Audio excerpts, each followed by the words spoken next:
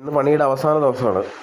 ഇന്ന് പണി കഴിയുന്ന കുട്ടച്ചേട്ടൻ പറഞ്ഞേക്കുന്നത്. ഇനി ഞാൻ രാവിലെ എഴുന്നേറ്റു പഴങ്കഞ്ഞി കുടിക്കുകയാണ് കേട്ടോ.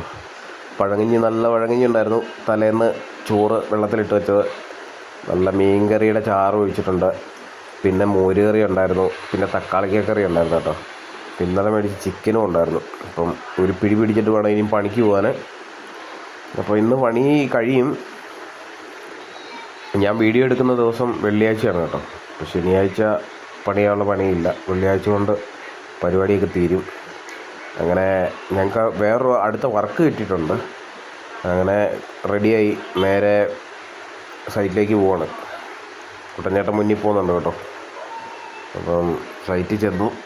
ഇനിയും ഇന്ന് ഇൻ്റർലോക്കാണ് അടിക്കുന്നത് കേട്ടോ. ഇൻ്റർലോക്കല്ല, മറ്റേ തറയിലടിക്കുന്നത്. അപ്പം ബാക്കിയുള്ള പെയിൻ്റ് അടിച്ചു. അപ്പോൾ ഇത് ഞങ്ങളുടെ പുതിയ വർക്കാണ്. ഇത് പുതിയ വർക്ക് ഒരെണ്ണം നമുക്ക് കിട്ടിയിട്ടുണ്ട്.